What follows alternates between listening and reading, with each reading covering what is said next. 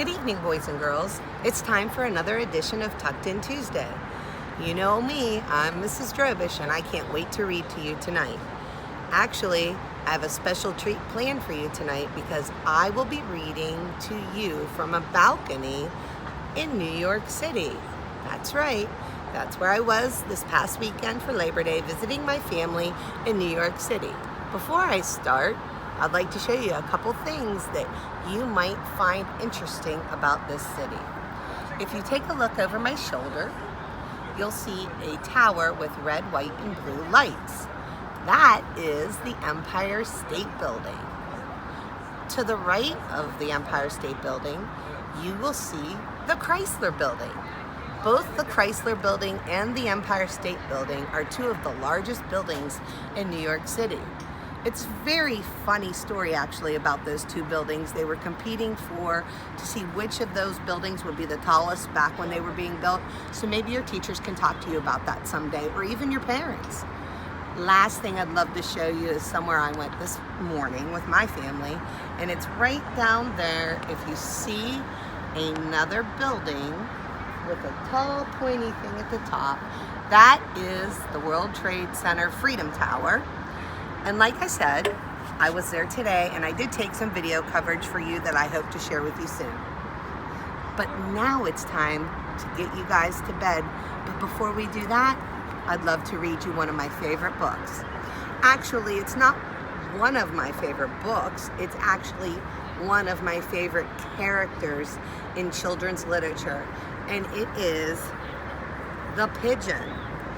And this is a series of books starring this funny guy right here, the Pigeon. And this book is the newest book in the series called The Pigeon Has to Go to School. And this was written by Mo Williams. So let's get started. The Pigeon Has to Go to School. Wait, don't read that title. Too late, rats.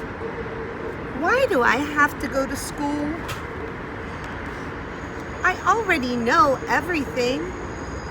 Go on, ask me a question. Any question. Well, I almost know everything. Does school start in the morning? Because you know what I'm like in the mornings. It's not pretty. I wish I was a little chick again. A little itty bitty, not going to school, baby wavy pigeon. What if I don't like school? What if I really don't like school? What if I really, really don't like school? What if? What if the teacher doesn't like pigeons? And the stuff. What about all the stuff? There is so much stuff to learn. What if I learn too much? My head might pop off.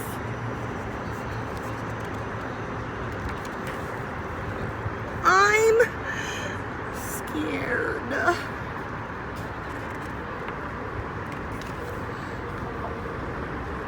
What will happen at school?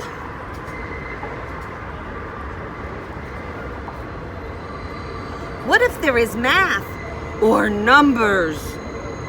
Why does the alphabet have so many letters? Reading can be hard with one big eye.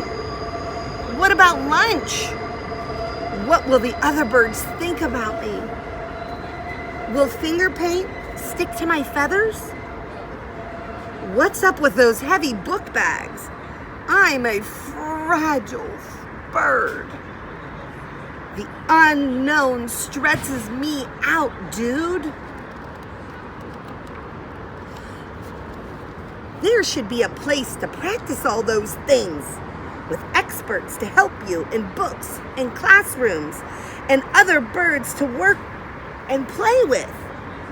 Maybe a playground? Oh, That is school? Well, how am I supposed to get there anyway? Wazzle, wazzle, wah! Step aside, coming through. The pigeon has to go to school. And that's the end, boys and girls. I just wanted to point one thing out before I end. The pigeon is very excited here because he says, wazza, wazza, wah, because he sees a yellow school bus. If you've ever read any of the pigeon books, my children's favorite book involving the pigeon, as is mine, is called Don't Let the Pigeon Drive the Bus. And it is a funny story about the pigeon wanting to learn how to drive the school bus. So you might want to check that one out if you enjoyed the pigeon tonight. I wish you all sweet dreams, and I can't wait to see you tomorrow. Have a great night's sleep, and we'll welcome you with open arms tomorrow. Good night.